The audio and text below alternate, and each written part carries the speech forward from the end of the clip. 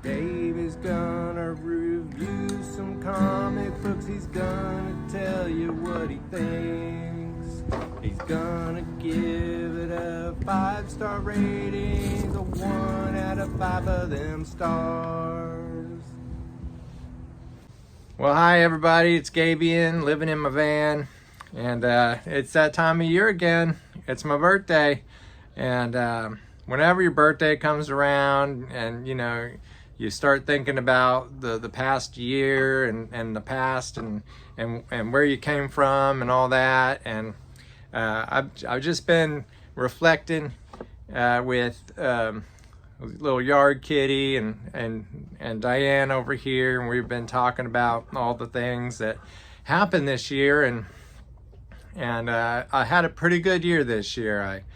I stopped doing alcohol. I started playing guitar and collecting comic books, and you also think about your mortality and how much longer you got to live if you're able to make it to old age and things like that. So and I actually read a really good comic book about it recently, and I'm gonna share it with you. This is gonna be the first comic book review of this episode here, and it's a really good one. It's Innovation Legends of the Stargazers. So Legends of the Stargazers, and that's a really good cover there. And this one's number 3, and it's made in December of 1989. So December of 1989 is when this came out, and it talks about a lot about kind of what I'm talking about life and living long and things like that. And this comic book here follows these traders in space. All these people live on spaceships and things, and it follows these space traders, and it turns out that something got stolen from one of these major space traders. Their books aren't lining up.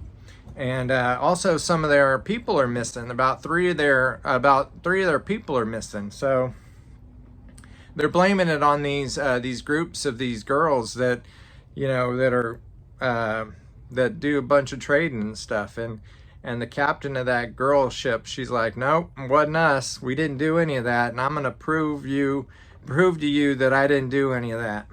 So, and these girls, they like to gamble and they like to have fun and things like that, and one of the major things that they trade is this rejuvenation solution, and everybody wants this rejuvenation solution, and it's kind of running out, and they're kind of missing it and things. So yeah, they're trying to prove them wrong and everything, and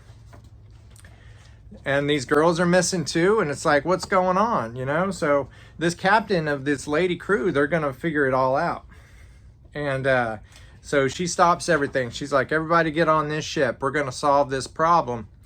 And sure enough, they find out that some more people have been kidnapped, and they allowed themselves to be kidnapped because they're gonna say, we're gonna try to figure this out, so we're gonna be 3 girls, and we're gonna go and we're gonna make a trade. And so yep, they get caught, and they knew they were gonna get caught, and they're gonna try to figure this thing out. And it turns out that it's these people are kidnapping these girls, and they're thinking they're trying to make the girls think that they're going to be traded as slaves, but they're really not. They're really hooked up to this machine, and they want them to get scared because this machine, it sucks their youth out of them, and if you're more afraid, then that youth serum gets sucked out quicker, and it makes it a lot more potent. And they use this solution to sell. This is that solution that got stolen, and they use that solution to sell, and it's very valuable. And there's this group of moon men guys that like to buy it because they like to live forever and things like that. And so they got one of those 3 girls got hooked up the machine, and they started sucking her beauty out. Well, the other two girls, they come in and they rescue her, and they shut down the whole operation there. And they're kicking butt, and they're making sure that they get their girls back and everything. And so yeah, then the girls that already got all their youth sucked out of them, they used to be real young. Well, they turned really old, and it turns out that they started growing wings. They're so old. They got all that youth sucked out of them, and so these they fly away, because they had these wings, so they're able to fly into space and stuff. So that is really cool. It talks about youth and how valuable it is and things like that. And so it was a really fun thing to read on my birthday. And then it goes to the second comic. There's two comics in this one, and this one's called Gossamer. And it's about this guy. It's same kind of situation. He lives on Earth. And he gets taken by this spaceship because he's the oldest man. And so they take him in, and they celebrate, he's like turning 200. And which is, pretty old for, even in this day and age when it's written. Imagine, a 200-year-old man now. That's crazy. I wish I could live to be 200. And so he goes in and he gets all this surgery and stuff done because, yeah, he's old, but he wants to, still kind of look young. And he said, leave my hair alone, though. I want my white hair because, I like my white hair. It shows that I have wisdom and things like that. And he meets this other lady that's also turning 200, and they're going to get married because, they're the oldest people, and so they want to get married. Well, he goes in for this solution, all this stuff, getting all this stuff taken care of him, all the plastic surgery and things like that. And they find out he's growing two little wings on his back. And he looks at his new wife, and then she's also got these two wings about to grow on her back. And so they figure, well, that's what aging's all about. Once you get to a certain point, you start growing these wings and you turn into this like angel creatures, and then you start flying around space. And I guess you fly around there forever. And that's kind of a beautiful thought, here on my birthday, thinking that I might grow wings one day, Who knows how long you'll live? I mean, they've come out with different cures. They come out with cures for cancers, and they come out with cures for your Ozempic, so you can lose all that weight and not be big, and that weighs on your body too, so that might help you live forever. They're coming out with cures for Alzheimer's, so all these things they're coming out with cures for. Well, this is a really good book. It's number 3, Innovations. Let's see here. It might tell me who did all this, because there's really beautiful artwork, and the colors are beautiful and everything like that. It's by Cynthia J. Woods, and David Campty did the story. Matt Thompson did the pencils and lettering. Kevin and Carol Van Hook did the colors. Randy Elliott did in the embellishments, and David Campiti did all the edits. And again, this is back in 1989 is when this was made, and this is number 3. I'm gonna give this comic book 5 stars. This is gonna be 5 stars for sure, and is a really great comic book to read on your birthday. So if your birthday is coming up, definitely check this one out. Legends of the Stargazers by Innovation, number 3. And definitely a bagger. You're gonna want to bag her up because your birthday is gonna come around and you're going to read again, because this one's a really good book, talking about youth and beauty and living for a long time and things like that. So yeah, you're definitely going to want to bag this one up and read it again on your birthday, because this is a really good birthday book right here. So check that one out, Legends of Stargazers. And when I come back to you, I got a few errands to run, things like that. I'm going to make a special sandwich, and we're going to do some stargazing. And so we're going to eat a sandwich together, and I got a special story that I'm going to tell you. You're not going to believe it. So stick around for the story. All right, see you in a bit. Hi y'all, welcome back. I'm gonna make my my sandwich today, and I'm going to tell you a little story. Now it's my birthday, and about a year ago from today, I was abducted. I was abducted by ETs. I'm going to try not to call them aliens because I think that might be a little bit offensive to, to the ETs, because if you're an alien, it's kind of like you're foreign and you're not, from around here. But if you're an ET, it's like you're extraterrestrial, which means that you're not of this earth, you're from somewhere else. And I think that's a more accurate statement anyway. And while I tell this story, I'm going to make you a sandwich, the same sandwich that I made last year on my birthday when I was abducted. So I'm going to make the sandwich and I'm going to tell you the story. But right now I'm going to tell you what I'm doing with my sandwich. I got us some Wonder Bread, and it's going to be any kind of bread that you want, but I just have Wonder Bread on me, so I'm going to make it out of Wonder Bread. All right, and you just 2 slices of your average, every ordinary day Wonder Bread. And on that bread, you're gonna get some peanut butter. Right here, I got some Jif extra crunchy peanut butter. And it could be any kind of peanut butter that you want. I just prefer the extra crunchy myself. So, and while I do that, I'm gonna tell you the story. So, last year I was in a bad place. I was doing all the alcohol, heavy into alcoholism, and this was around about the time I was gonna, change my ways from drinking alcohol, probably because of this situation I'm about to tell you right now. So I was coming back from a bar, I was drinking, and I was drunk driving, and you're not supposed to drink and drive, and I'd never do it again. And I don't recommend it. Don't ever drink and drive. You could hurt yourself, you could hurt people and everything like that. So it's just not a good idea ever. But I was drinking and I was driving. I was coming home because I was going to drink some more because I was an alcoholic. So I wanted a little something to eat because, I was really hungry because I've been drinking all night and I just wanted something to eat. And so I made this little sandwich here. Well, when I got home, I made this sandwich and I went outside just like today, and I was just looking at the stars eating my sandwich. And you see I got my telescope here. We're going to do a little bit of stargazing tonight. But I'm going to make this sandwich and just like I'm trying to recreate the night I got abducted a year ago from today on my birthday. So what happened was I was sitting here last year. I was sitting here and I eating this sandwich, and I got abducted. Now this ship came in. This is a spaceship, and it came and it hovered right over me.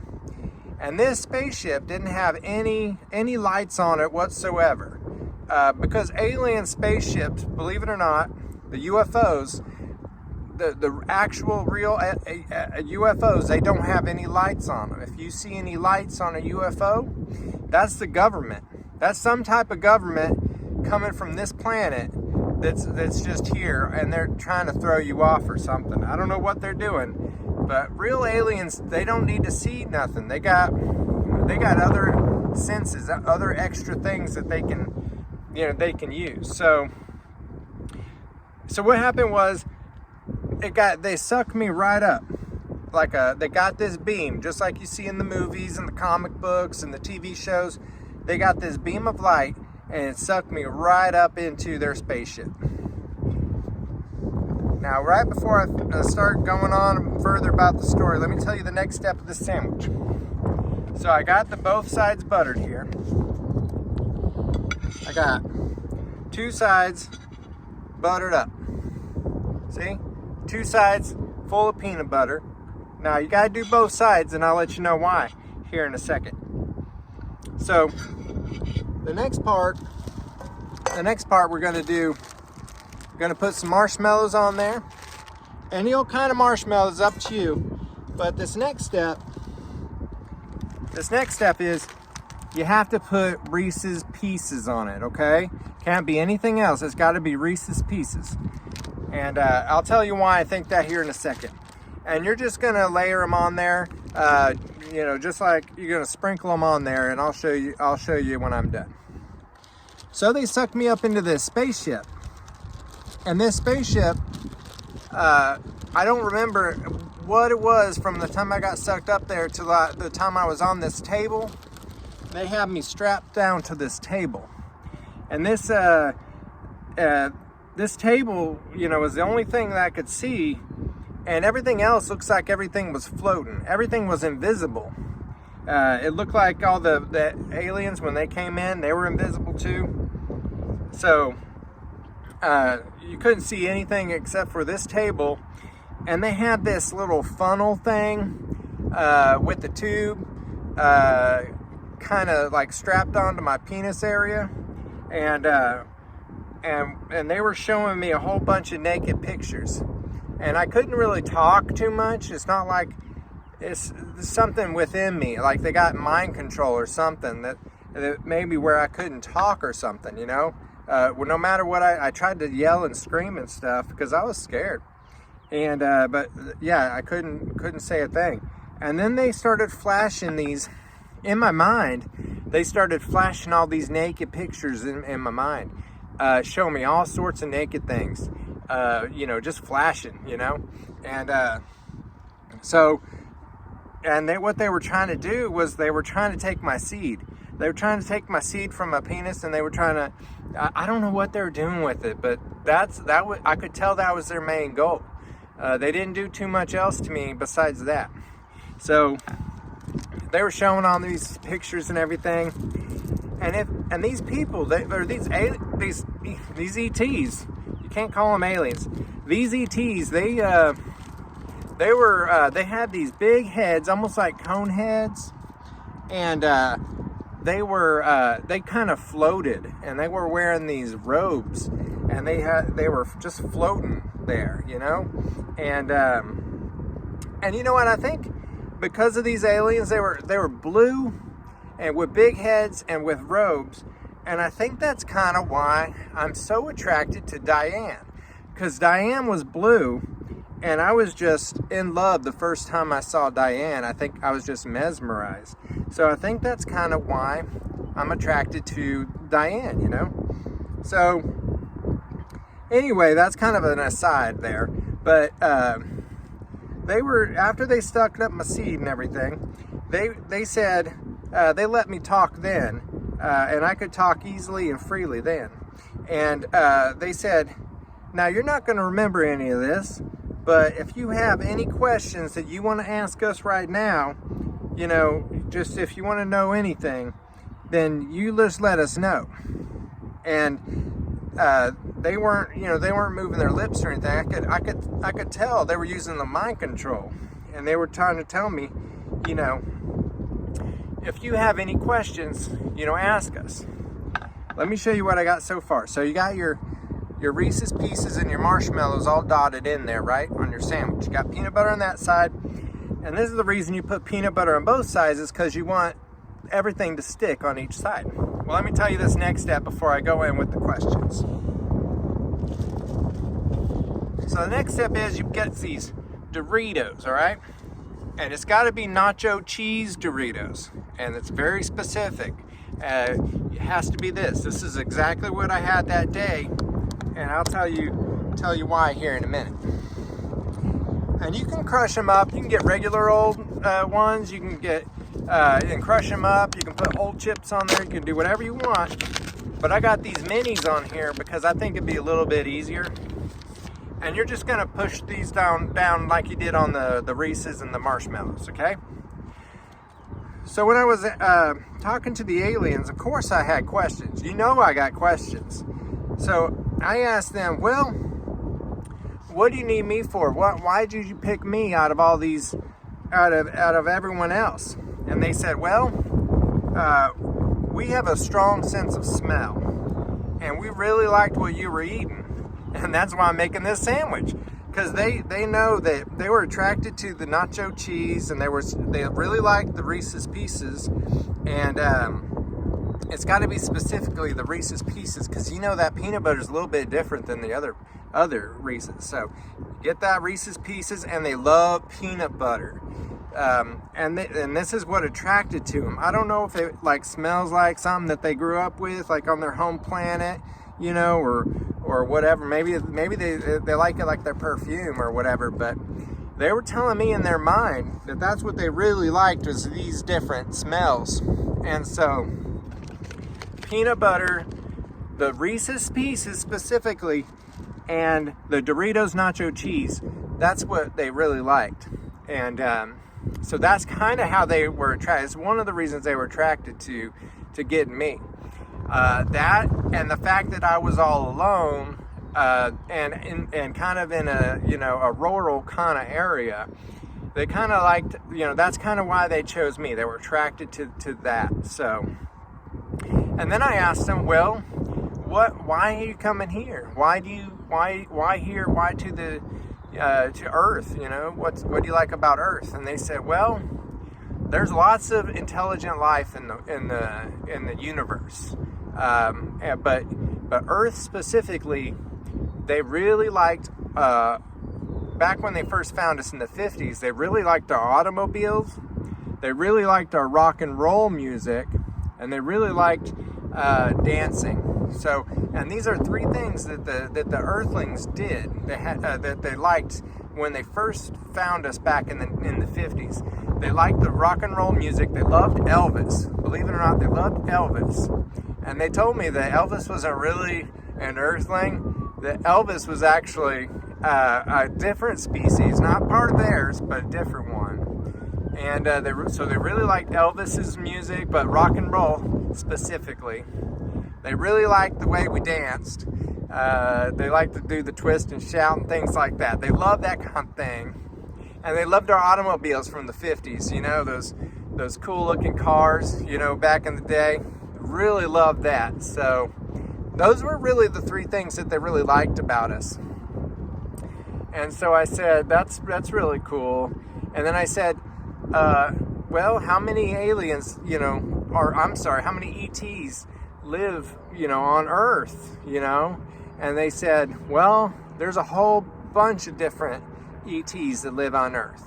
And they're here because they really enjoy living here on Earth, and they're able to, you know, to breathe and everything, and they like to talk to people. They like to talk to different people about, you know, other humans about what they think, and they like to study them and stuff. So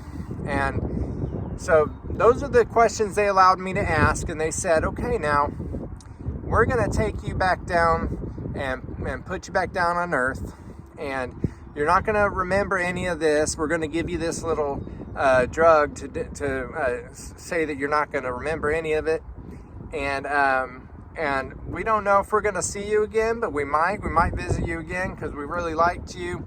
It all depends on your seed, and I think my seed was pretty good because, you know, I've had a couple of kids and stuff, so I know my seed actually works and everything. So hopefully they like my genetics, and maybe that's what will bring them back. But anyway, they put me back down. I landed in my chair, and I had half my sandwich just sitting there ready to eat again. And they think I wouldn't remember, you know, what happened to me, but I think it's because when I was drunk, I was an alcoholic, and it kind of negated whatever chemical they gave me. So I actually remembered everything about it, about that abduction and everything. So I think that was pretty neat how, you know, I kind of remembered everything. And I'm really hoping that this year I'm going to see them again, because it's a year to the day. It's on my birthday. I'm making the same sandwich, and let me show you here what I got here. So I got you got your Doritos, and you got the peanut butter, let some stick on there. And I got the marshmallows and the Reese's Pieces, and that's gonna be stuck on there too. And then you just kind of push them together. You know, you kind of squish them so it kind of stays all together. And then you got yourself your sandwich here. So yeah, I'm out here today. I'm gonna stargaze. It's one of my favorite things to do is look at the stars. And I'm gonna eat this sandwich just like I did that day. I'm doing everything the same way except for no alcohol. I'm not doing any alcohol anymore, which is okay, which is great.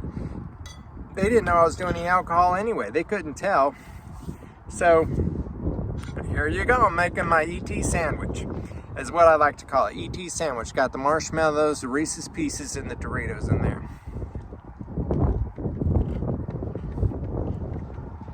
And that's really good. You got your crunchy from the peanut butter and the Doritos. You got your squishy from your marshmallows. And you got your savory from the Doritos and peanut butter. And you got your sweet from your marshmallows and your Reese's. So it's really good.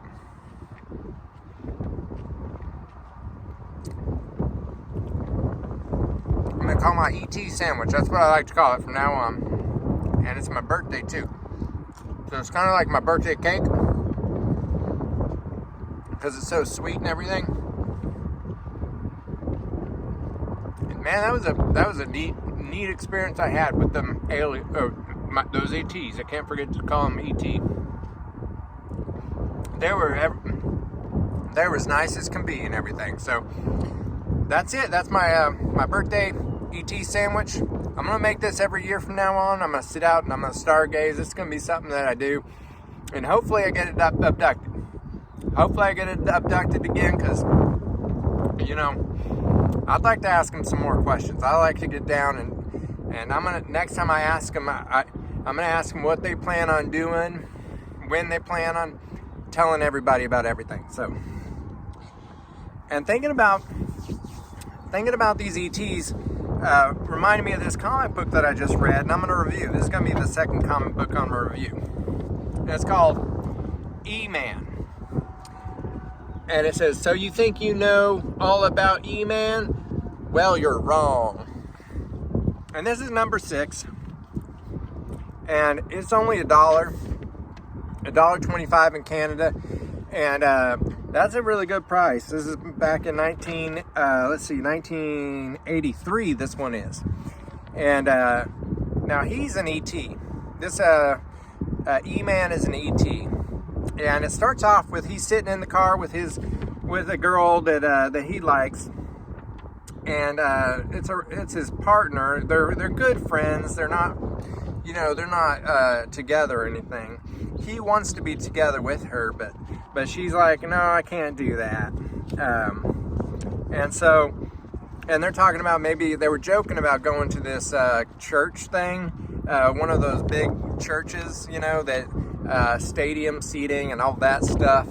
They were advertising. They see a bulletin board. They're sitting in traffic, and they're like, wouldn't that be fun if we go to that? That'd be kind of funny and neat.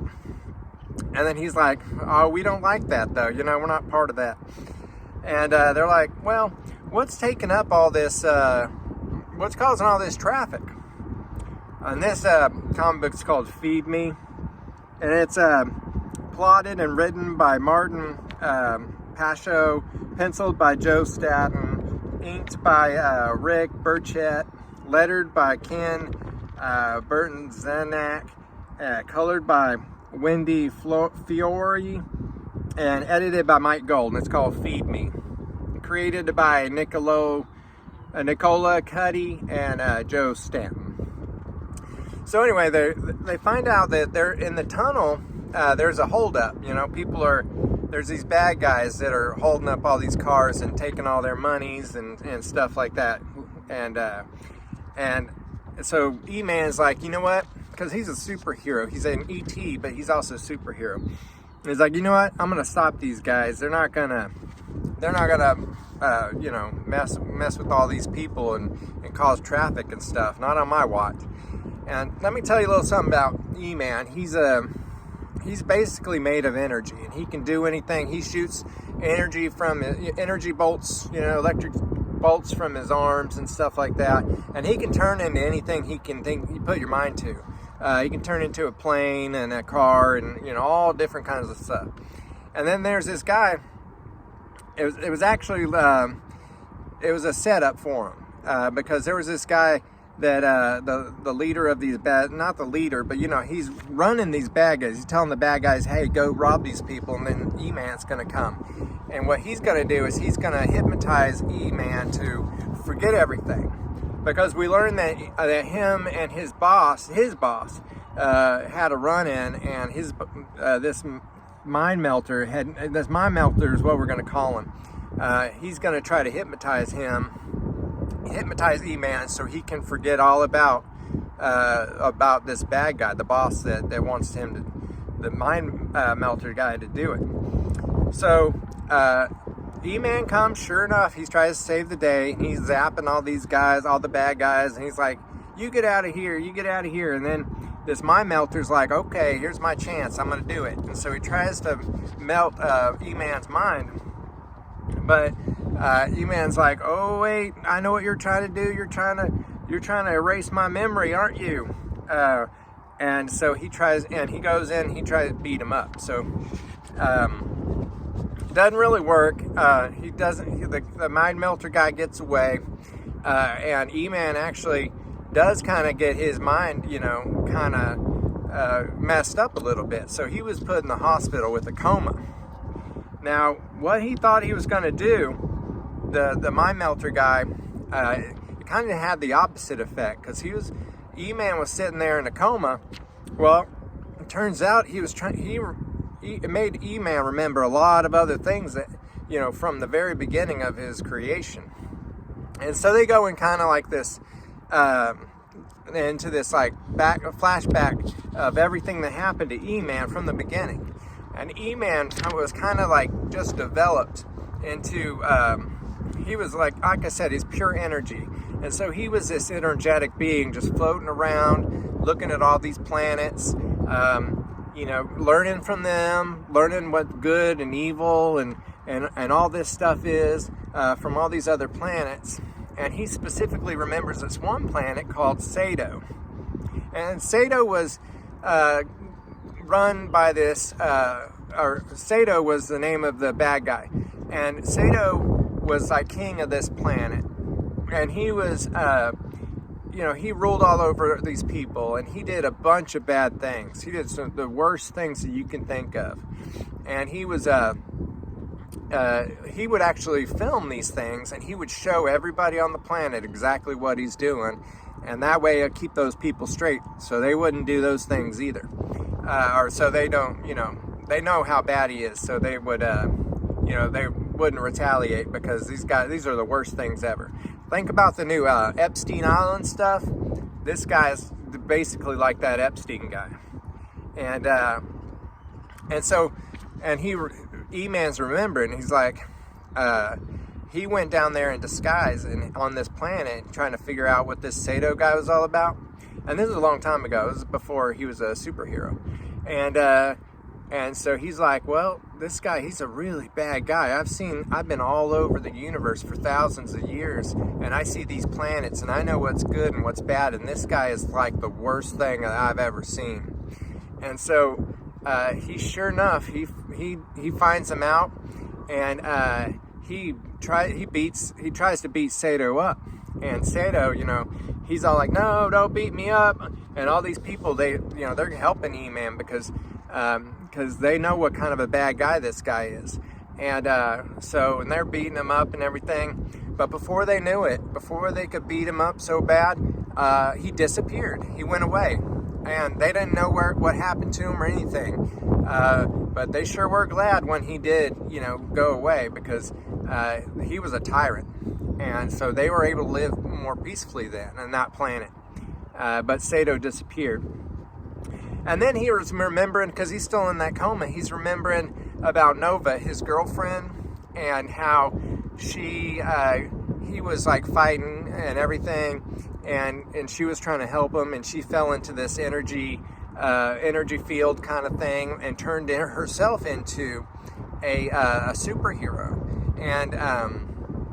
And so she was actually fighting alongside him for a little bit. And they tell you that's what happens in the first few issues of this E-Man comic book. She turns into the superhero, but then she gets her powers sucked away again later on. And so if you read the first 5 issues of this E-Man comic book, you'll figure that out. But they just kind of want to recap you. So they were living together and everything, and he's got this pet koala, and he gets to work, he gets this opportunity to work with these private investigators because they see what he does. You know, he's a superhero and stuff, and they're like, hey, why don't you come work with us? And he figures he could get a little bit extra money and everything like that. So he decides to go ahead and work for those guys. And they got, he got to help Nova out with her bills and everything because he was sleeping on the couch, but they were able to get a bigger apartment and everything. So that was good. That's why he decided he needed the day job. And these guys, you know, they're really good, you know, private eyes, you know, they're really good guys. And so that's how he met them. Well, about this time, after we see all this stuff that he remembered, well, he woke up from his coma that he was in, and Nova was there, his girl, and, you know, a friend that's a girl, and then the private eye people he was working with, they're there too, and, you know, they were the emergency contacts. So he's like, you know, this guy, he was trying to melt my mind, but he really made me see a bunch of stuff, and I remember a bunch of stuff that I didn't remember before. And then right when he's telling all these people he woke out of his coma, the mind melter shows up again outside of his hospital room. And he's like, I'm going to melt your mind again. And so he tries to melt his mind again, but they chased him away. And so they're not going to let him get away this time, E-Man and everything. So E-Man turns into a plane, and he takes Nova and his private eye guys, you know, with him. And they run off, and they go to, they chase him, and they chase him to this silo place. And it turns out his boss was the preacher that they were going to go to. And they're like, I thought you were a good guy, but no, turns out he was a bad guy. But he's not even the guy that was the head of it all. He was just the leader of the mind melter guy telling him what to do. It turns out that the preacher guy was working for this Sato guy. And this Sato guy from his past turned out to be just a ball of energy, just like E-Man, except for he was the bad ball of energy. So he's like the exact opposite of what E-Man was. So you got your evil guy, and it tells you to be continued, but that's where it ends, and E-Man is going to have to fight his evil self, basically, the Sato guy who did all those awful things in the past. So it kind of leaves us off there. So it's all about ETs and what kind of different lives out there and things to look into. I think I'm going to give this one 5 stars. It's a 5-star comic, I think. And I'm going to bag it up because, you know, I might come and read this whenever I'm thinking about, you know, different kind of ETs that are out there and what, you know, who could be an ET and not. And I can come back and read a little bit about it later. So, well, it's my birthday. I'm going to finish up my little birthday sandwich, my little ET sandwich. I'm going to give this one 5 stars. Definitely going to bag it up for later. And make sure you check out the other comic book too. And I guess I'll see y'all next week. I'm going to have a couple of really good comic books for you next week. All right, y'all take care.